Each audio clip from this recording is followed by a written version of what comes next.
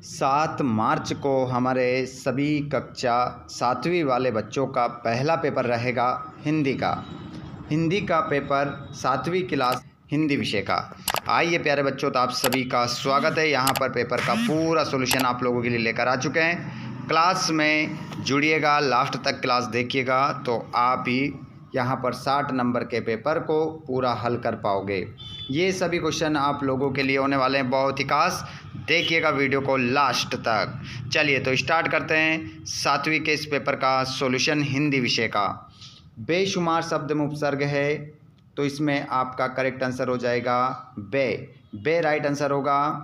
कर्मावती कहाँ की रानी थी तो आपका करेक्ट आंसर होगा मेवाड़ की रानी थी। अगला प्रश्न है कल सरिता समझ में गई थी सम्मान में गई थी, तो यहाँ पर आपका अभिनंदन हो जाएगा। और आग्रहो नगरी में बसने पर परिवार को क्या देना पड़ता था? 1 ईंट और 1 रुपया।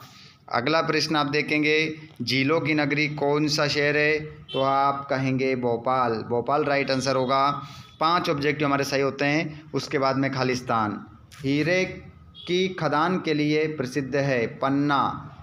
दीपू से सभी करते थे ईर्ष्या। और प्राचीन स्तूपों के लिए विख्यात है सांची आपका आंसर होगा। अगला प्रश्न है इल्जाम शब्द का अर्थ है आरोप हो जाएगा। खानदान शब्द का मानक हिंदी हो जाएगा परिवार हो जाएगा। आगे देखिएगा प्रश्नों के उत्तर भी बताऊंगा, पूरा सॉल्यूशन करवाऊंगा। वीर रस की परिभाषा उदाहरण सहित। विलोम शब्द किसे कहते हैं? यशोदा कृष्ण का किस तरह श्रृंगार करती थी? नाक के लिए दी गई 2 उपमाएं बताइए। और जीवन की बाधाओं को कैसे दूर किया जा सकता है तो जीवन की बाधाओं को कैसे दूर किया जा सकता है। ठीक है, आंसर देखेंगे अभी हम।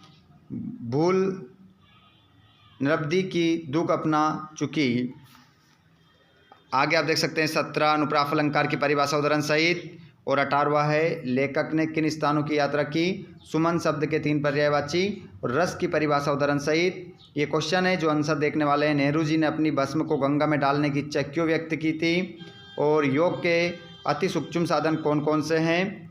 और किसी एक महापुरुष पर 10 लाइन लिखना है। और मेरी कविता का मुख्य भाव अपने शब्दों में लिखो। कलाम ने अपनी शिक्षा पूरी करने के लिए क्या संघर्ष किया? और अपने प्रधान अध्यापक को 3 दिन की छुट्टी के लिए एक आवेदन पत्र। आंसर देख लो अब। ये रहा 11वां और 12वां 13वां आंसर। ठीक है, जब किसी रचना या वाक्य आदि से वीरता जैसे स्थायी भाव की अनुभूति होती है उसे वीर रस कहते हैं। किसी शब्द का विलोम शब्द उस शब्द के अर्थ से उल्टा या विपरीत अर्थ प्रकट करता है उसे हम विलोम शब्द कहते हैं। और यहाँ पर यशोदा मैया भगवान श्री कृष्ण का सौंदर्य निखारने के लिए उन्हें कमरबंद पहनाया करती थी। हालांकि प्राचीन काल से ही बालक को कमरबंद पहनाने की प्रथा है। आगे देख सकते हैं 14वें का आंसर। सारस जैसी लंबी, चिलगोजे जैसी छोटी, चौथ जैसी चपटी और पकौड़े जैसी मोटी, है ना, नाक की उपमाएं। 15वां क्वेश्चन का आंसर आप देख सकते हैं, स्क्रीनशॉट ले लेना। और ये 16वें का आंसर है आपका। ये 17वां आंसर। जहाँ स्वरों की समानता के बिना भी वर्णों की बार बार आवृत्ति होती है वहाँ हम अनुप्रास अलंकार का प्रयोग करते हैं। अनुप्रास अलंकार के उदाहरण जन रंजन मंजन धनुज मनुज रूप सुर भूप। इसमें माँ वर्ण की क्या है? आवृत्ति है। 18वां लेखक ने सोनारी और शिव सागर की यात्रा की। आगे देख सकते हैं सुमन के पर्यायवाची। तो यहाँ पर गंध सुरभि और सुगंध हो जाएगा। तो यहाँ पर इसको हम हटाते हैं। ठीक है, ये सुमन के पर्यायवाची, ये तो खुशबू के पर्यायवाची हो गए। तो सुमन के पर्यायवाची आप लिखिए फूल,